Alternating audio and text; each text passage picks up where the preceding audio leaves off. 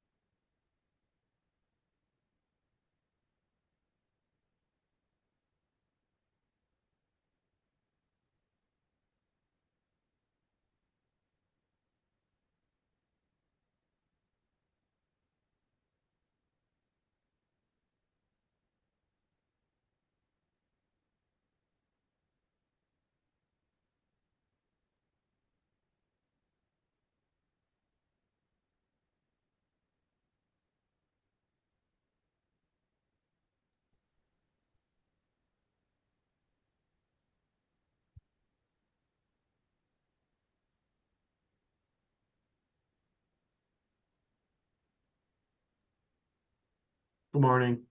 Morning.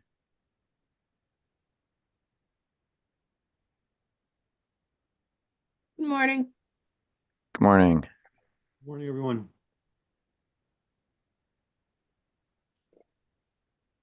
Good morning. I just need a minute to fix my Zoom. Sorry.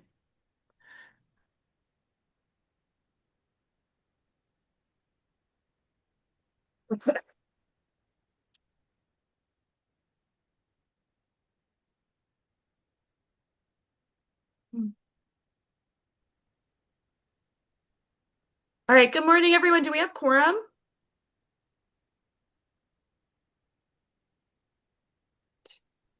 I think we're just waiting. I think there's only one other commission member that we're expecting to be here.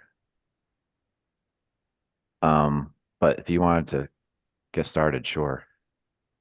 All right. Well, then I'm going to convene the meeting, our last meeting of the Corporate Housing Acquisition Task Force. Everyone should have gotten an agenda. First on the agenda is remarks by the chairs. Just wanted to note that today is the deadline, or the extended deadline for our report. We circulated a draft of the report that we'll be discussing and finalizing at this meeting. And also just wanted to note how helpful this has been for me, even though we've only had a short amount of time together. I've learned a lot. I think we've gotten some good recommendations for what more the state could be doing in areas that at least I had not considered before. Jeff, did you have any remarks? I just wanted to flag that what the commission members received on Wednesday. Yeah, I mean, I echo everything Sarah said, but just the report that you received, it's a draft. It's something we put together. I think it reflects the fact that both that we received a lot of information. It reflects the fact that it's a menu, and it's not like a white paper filled with intense research details. And if and I said to Sarah offline, if we had 3 months, it would look different. But given the compressed time frame of everything, I'm taking it as reduced expectations for depth and more as a stepping stone for the legislature, which I think is primarily our charge anyway. So, um, yeah, looking forward to hearing everybody's comments and input as we proceed to finalization. And I also just wanted to note for those who didn't see the news article or weren't there that on Wednesday, the governor did at a Partnership for Strong Communities event talk favorably about imposing some sort of rent cap on out-of-state corporate landlords, which is exciting since that is one of the recommendations we talked about and shows hopefully that there's momentum to address this problem. Um, so next is the review of the final report, and maybe what we can just do is go through section by section. Hopefully everyone has a copy of it printed out or accessible on their computer and see if anyone has comments and then, work through to approve the whole thing. Um, so section one background, membership and staff, and meetings. This is just outlining what we did, who we were, how we met. Does anyone have any feedback or comments on this, or does it look okay to move forward? Lisa in particular, I wanted to see, I understood your appointment to be of the people. Yes. More so than all these people with the day job doing this work. But if there's an affiliation to associate with you, like obviously let us know. Oh, I'm community member. And I live in a condo complex. I'm not the homeowner, but sort of adjacent to the task, I suppose, No, in some that's way. like more real than at least than me. So we'll take it. No, it looks good to me. Any The other background comments on that section. section 1? Looks good. All right. Okay, so moving on to the meat of the report, section 2, policy discussion and recommendations. And like Jeff said, we just tried to synthesize the sort of menu of ideas and options that came out of this. So it's not a very, it's not a deep dive into all of these. It's more just like offering ideas. So maybe we can just go through these like bucket by bucket.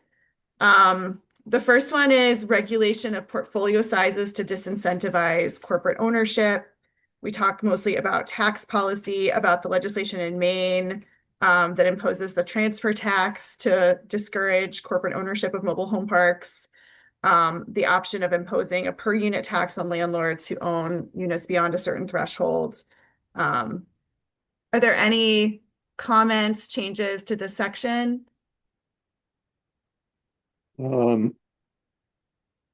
I read through this last night. Do we have anything in here anywhere about the main program that incentivizes resident purchase with a capital gains exemption, or do we want to leave that out? I think we should add it in. So can we, I mean, at least that's what I would be favorite. Can you think of like a pithy 1-sentence description of it? I you don't know me that well, Sarah. I'm not very good at pithy. But what I can do is I can find there's a summary that was put out by the Maine legislature that has like a bullet point version of it. I can get that over. See if I can do it. What if we during- just said, like you just said right now, additionally, Maine incentivizes resident purchase of mobile home parks by It's, does it okay. eliminate the capital gains tax? They incentivize purchase by exempting the seller of a mobile home park from capital gains taxes. This is the part I'm not sure. I believe the threshold is over. It would be exempt on portions of the sale over $500,000. Okay, we could just say from some capital gains taxes, and I think. Yeah. Yes. Okay. That would be fine. Yep. Is everyone in favor of adding that? Yes. And that is Yes. their state law now. I Okay. don't know if it's been employed yet, but it is on their books. Are there other things to add or change in this section?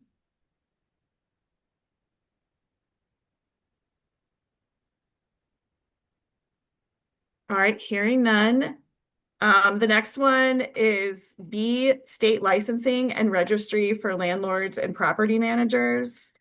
And this is with the idea we talked about having a comprehensive landlord registry and some sort of licensing program or incentivizing a licensing program to track who owns property, have some sort of, requirements in order to be a landlord that could be a source of revenue, and also something like possibly using licensing to limit the number of, licenses any one corporation could have. Are there any comments, additions, suggestions for this section? Did you envision this section being like a state, I guess the level? Do we want this at the state level, or are we think it would be more appropriate to have municipalities manage their, at least in our suggestion. I think what I put there or what I intended to suggest was that the registry makes no sense at the state level because there's no other way to really track beneficial owners across town lines. Okay. But I think licensing could be either one. It would, at least without significant state resources, depend on, local health, housing code inspectors. So would it have to at least involve local involvement? It could just be a local option, kind of like exists now that some municipalities do, but that's what I was thinking, but also, I mean, of course, open to others' thoughts about what we want to say about that. I'm not My- married to any particular approach. I'm having gone through the process of sitting in the room and watching how this legislation is often drafted and written and how the sausage is essentially made. I'm very much of the school of thought of providing the representatives, sort of a framework for things. Because really, if things need to get tweaked or there's specific things, that's really what I believe the public hearing process is great for. And in, handing them something very, like, with all the different steps and things very specifically laid out, I think is actually more challenging than getting a framework for a bill and then being able to provide because the LCO and everyone has to make sure that everything lines up and makes sense. So I think presenting this type of structure for them and then saying, hey, let's get people together, and then agency heads can speak on behalf of whether they think it'd be something that they could manage. Either, I can imagine this being in DCP or potentially at DOH, a lot of different stuff. I mean, we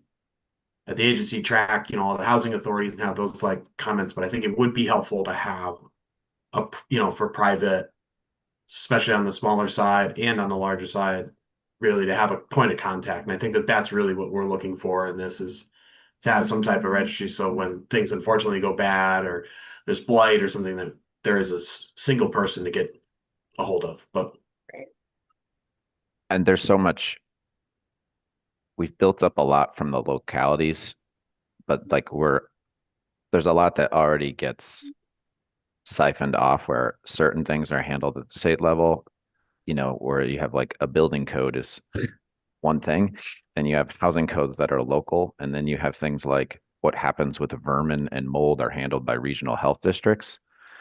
And usually, someone experiencing residency at a mismanaged property is, we make it pretty hard on them to get relief if they're dealing with multiple issues. So if nothing else, I wanted to, speaking just for myself, I wanted to put the statewide piece out there as a float, like just to say like, hey, this is a possibility. And the question is, which under-resourced area will be tasked with handling it, whether it's, it's budget-strapped cities that are, laying off teachers, or, this are states that, have to fill in gaps that aren't handled by in what other places would be county government. So yeah, it's rock and a hard place there. Are there any changes people would want to make to this section to better reflect that we are just, maybe just add in my only thoughts, just because I was just at the CCAPA conference yesterday. The state is using an approach right now for housing planning where a lot of things are going through the COGS. And we're encouraging, and Jeff, it made me think of it when you mentioned, the county government. The closest structure we have is those COGS, and they will be doing a lot of this work. So maybe add a sentence that the registries could be handled either at a state, regional level through the COGS, or, and then fed up through the municipality. If you're looking for Okay. specific language to add in, I would just say maybe throw that in as well, because it is something that we're, as an agency, we're kind of putting some onus on the COGS that they do, to create that sort of step system. I think is an option. So can we say, so the sentence at the beginning, a registry is best accomplished at the state level, but could we add maybe a comma, but could be facilitated through the COGS I to would be collect regional supportive. information? Yeah, I would be supportive of that. Okay. Mm.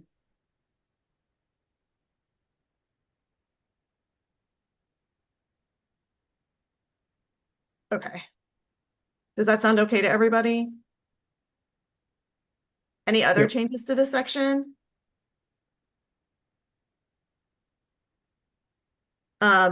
Okay, next is C, expanding tenants' rights. We talked about expanding just cause, the Vermont mediation program for mobile home parks. A presumption for fair rent commissions that a rent increase of 10% or more in the first year of new ownership is harsh and unconscionable, which was a DOH bill from last year. And then also considering other forms of rent caps, either through expanding municipal authority to do that or something statewide. I just have one comment on this. Sarah, thanks for bringing up that the governor mentioned at PCH that this will be a priority. My only suggestion would be to add maybe one sentence in to say that we suggest that the committee's bill aligns with the governor's priorities or whatever the governor's offer is. I've seen sometimes governor will come out with a bill, the committee will come out with something a little bit different, and then there's sort of this ownership who gets what and where it is. But that would just be, as we like to say, the agency, we support the governor's initiative. So that would be my only comment on that end. Does anybody have any idea what the governor is proposing? So he did specifically say, I will reintroduce. Okay.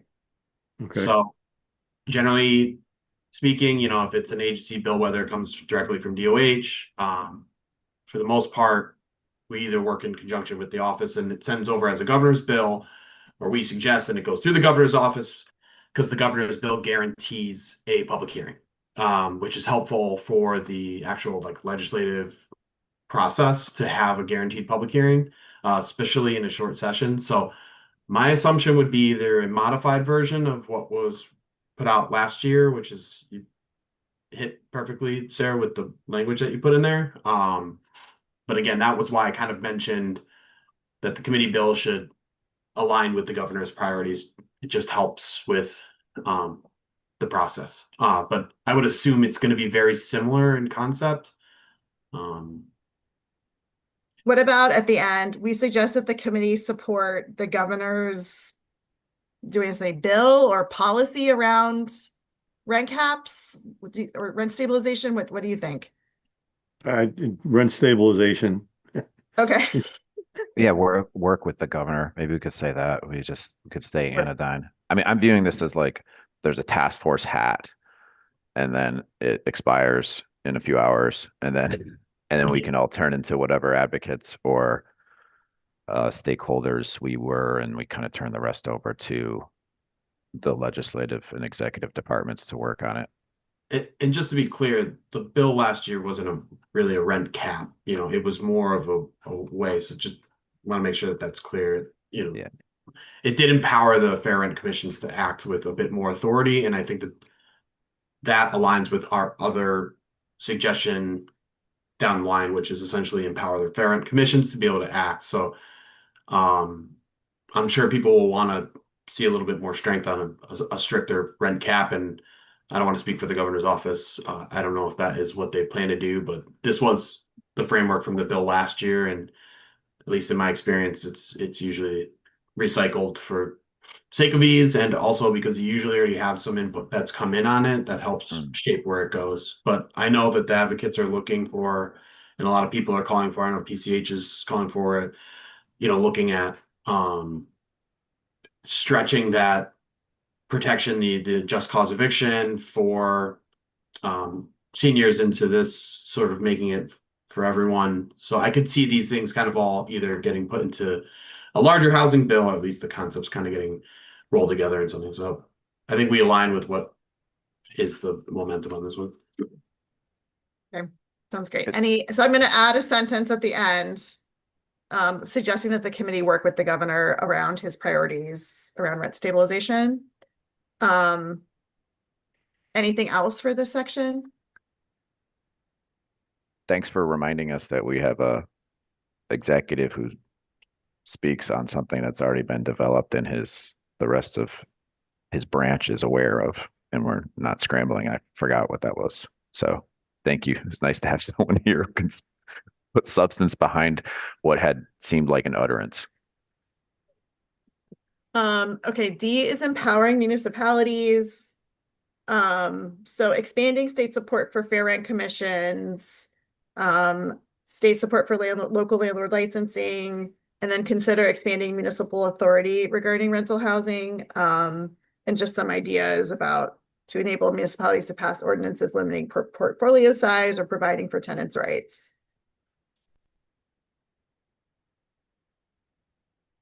Any comments? Things to I just change? wanted to say I love the language choices that we came up with this one because to say we, I mean a lot of you guys for this one, but because it is like I know there's a lot of these are coming from state incentives, but I want to make sure that we don't have the municipalities feel like we're doing this to like impose something on them, because I do feel like a state implementation is very, effective, but I know that a lot of this recommendation was originally to like, well, how do we empower municipalities to be able to do that? So I really appreciate this section. Thank you, Representative. All right. Hearing nothing else, E is TOPA. It actually just occurred to me we should probably spell out what TOPA is rather than just say TOPA here. And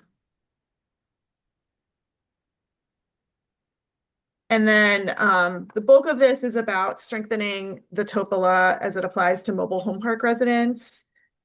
We also suggested considering a similar right of first refusal for larger multifamily buildings as well. Any comments? I would agree with spelling out TOPA since I was the one who didn't know what it was when I first read it.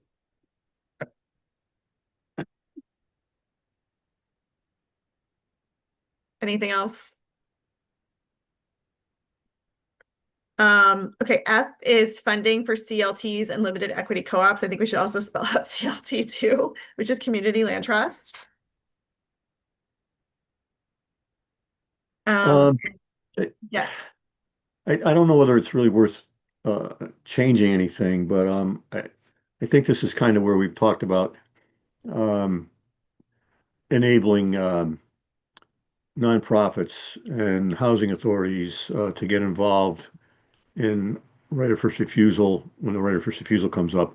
And I've even talked to a nonprofit that might be able to partner.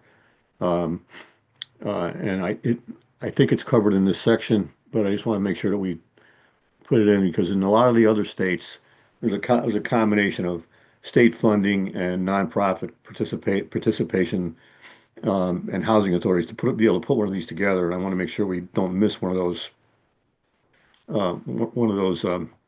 sections of the process. Do you think, Dave, that should go in E? Because would that be expanding TOPA so it Yeah. allows community option to purchase too? Yeah, it's probably better there. Yep.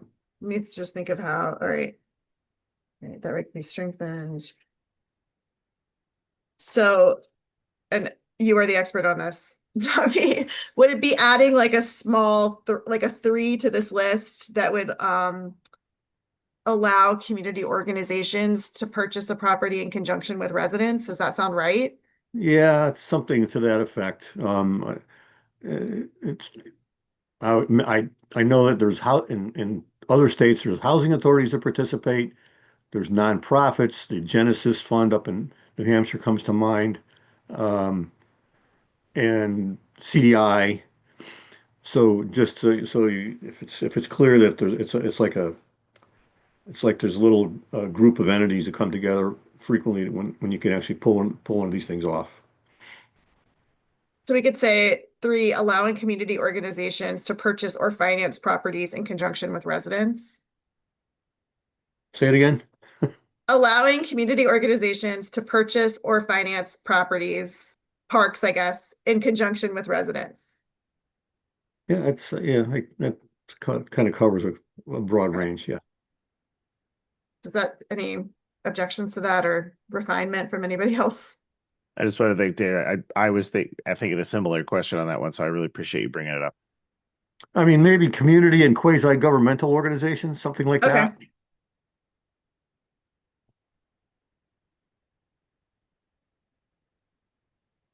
Okay. So we could say like housing authorities so that it's clear what we're talking about. Okay. Okay. All right.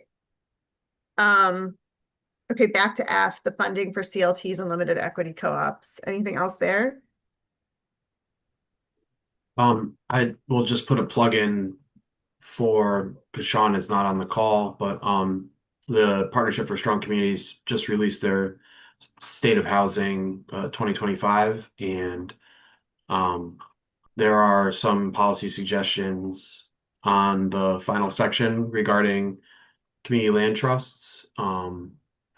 Specifically, let's see here. Where did it go? I was just looking at it.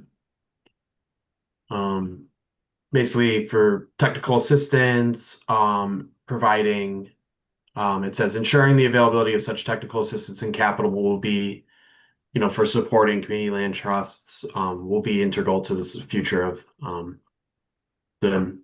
So I'll just throw that out there, that usually kind of someone wants to get something started. Maybe, I don't know if there's a suggestion.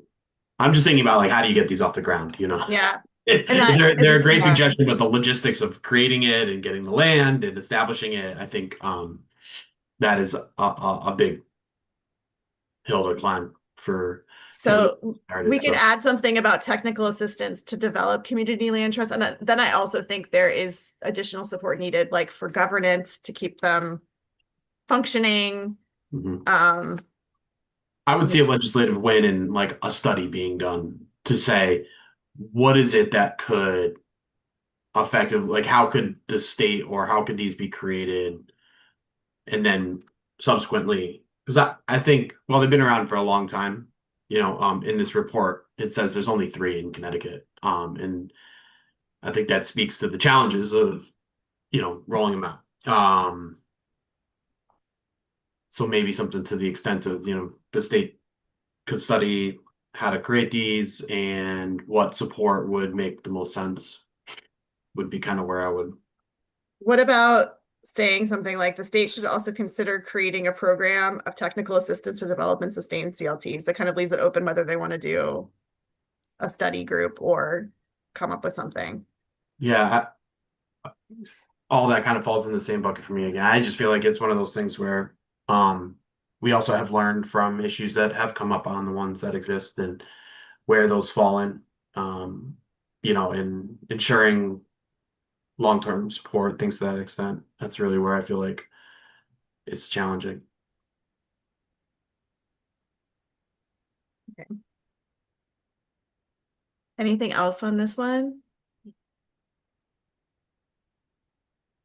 All right, so G is first look post foreclosure transactions. So basically for properties that have been foreclosed on, providing a window in which, owner occupants or nonprofits are the only ones able to purchase them. And the president issued an executive order to this effect, to essentially reopen what HUD was already doing it during the Biden administration. So it closed about 8 months ago. And it's provided largely been helpful in sort of doubling, from say 7% to 15%, the percentage of owner occupants purchasing foreclosed properties. And it's been a particularly pronounced effect in communities that by census tract are majority minority. So it seemed like something also worth supporting. I think when we originally contemplated it, was pre-executive order. But to the extent that we have anything else that we could align with, whether it's properties that I don't know how many properties CHFA ends up owning post foreclosure, or, working with local banks and the like who end up with properties that they don't wish to keep on their books, to allow, again, nonprofits or, maybe even like time to own type other state programs who are focused on assisting first-time home buyers first crack at some of these properties would be helpful. Do you think, Jeff, that we need to change the language at all in light of the executive order? I know we just threw a footnote in there. Okay. Yeah, maybe we should just add some of the, if no one disagrees, I mean, that's some of the specific riffing on how there could be a state focus to it as a complement to what's happening federally. Looks good. Sounds good. Anything else on this section? All right, our last one is state treasurer investment, and encouraging the treasurer to refrain from investing in entities that are making large-scale purchases of residential properties. Any comments on this one? The one question I had is, I know we will read, so did we ever speak to anyone from the state treasurer's office specifically about this? I don't I mean, I think so. understood in retrospect, maybe that it would have been a good idea to ask them about where they were on this, but that's okay. You know, that's just was something I was curious about.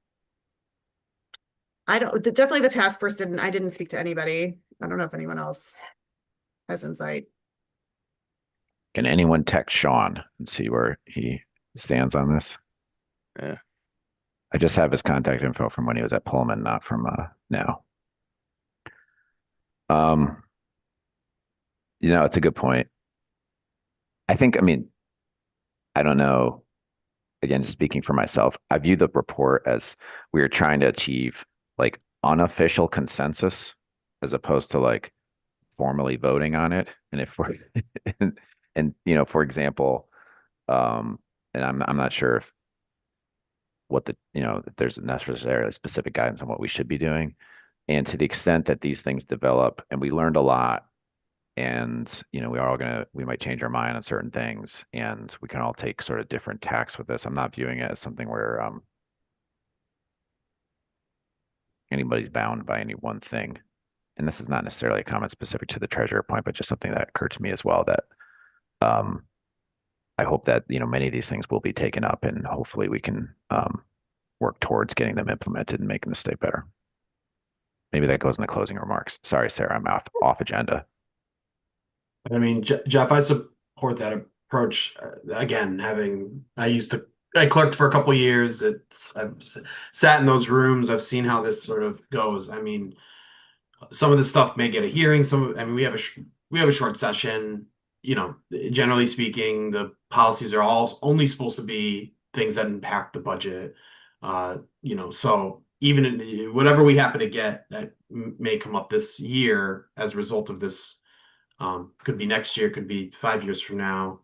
But I think that the structure of sort of providing a loose framework and then letting the public provide input, let the representatives, let the agencies, anything that we suggest over here, obviously anyone will have a crack at. And I would imagine if this was to go as far as getting a public hearing, someone from the state treasurer's office would probably either flag it prior to it getting there and have that conversation with the chairs of the committee that would oversee this.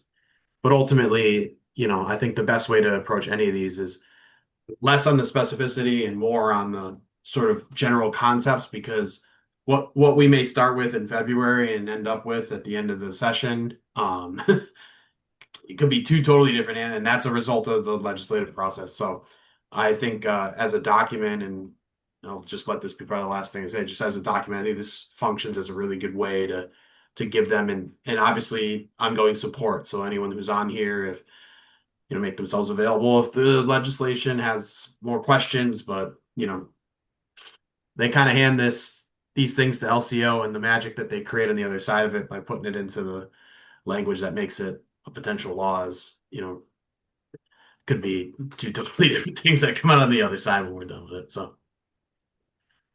Great. Are there any other sort of final comments on the report? Our report's going to go to the housing committee. Is that right? I think housing and maybe also planning and development. Planning and development. So we've submitted proposals to general law. That may have been a strategic error. I don't know, but that's what we were advised to do.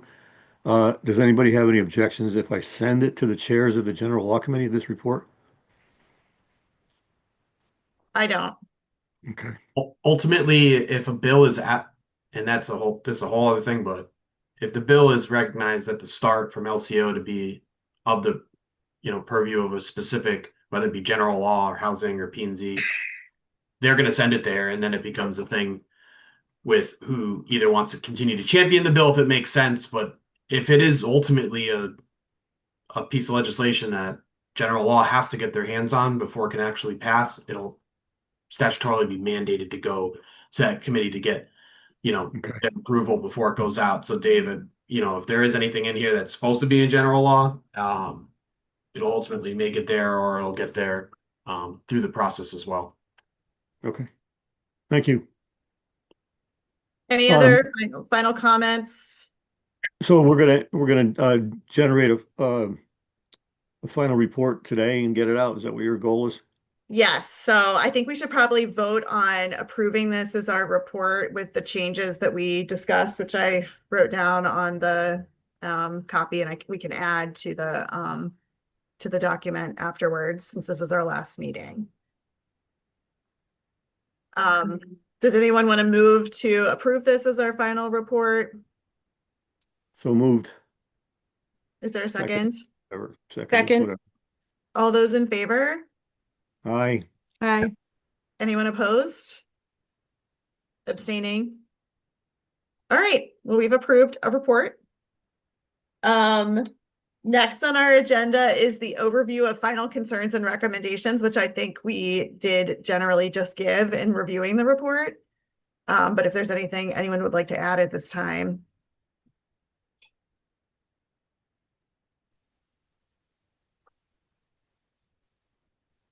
Representative Menapace, did you just unmute?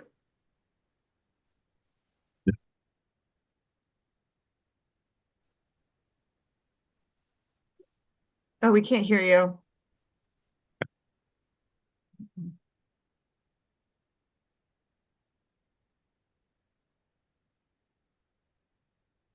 Can you hear me at all right now? Yes, now we can. I wanted to thank all of you guys for your hard work on this. I think this is originally like a bill that I had kind of proposed as the creation of this working group, and I was very happy to see it happen.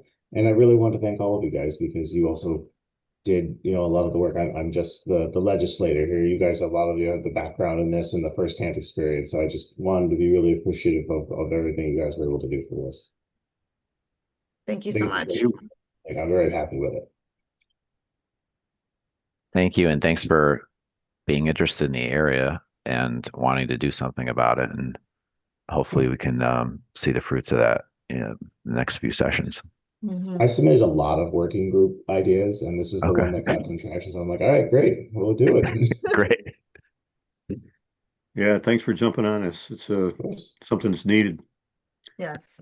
I just want to thank the housing clerk's staff support that we had during this, both Ariana and Mike. We can't do this without actual people dedicated to the logistics and a good chunk of the substance too. Any other final concerns or recommendations anyone wants to share?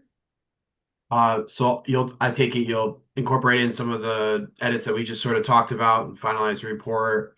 It'd be helpful once to just get CC'd when it gets over to the committee, so I can make sure to forward it along to my direct supervisor and the commissioner, as they were the ones who appointed me to this committee. And I'll just echo what everybody else said, that it's been a pleasure working with you all on this. The agency, housing is obviously a major policy issue in Connecticut right now, and I think that this suggestions that we came up with, if taken up for consideration, would add a variety of tools to the toolbox for helping protect and keep people in their homes, and continue that stable housing. I think that really is a big key to success in a lot of different ways. So if the agency, if we can help in any other way through the Department of Housing and the Office of Policy Research and Housing Support, if anything else comes up as a result of this, or if you hear anything from legislators about issues that they may need or information, please feel free to reach out directly to me. If I can't get you the answer, I will find it for you. So Thank you so much.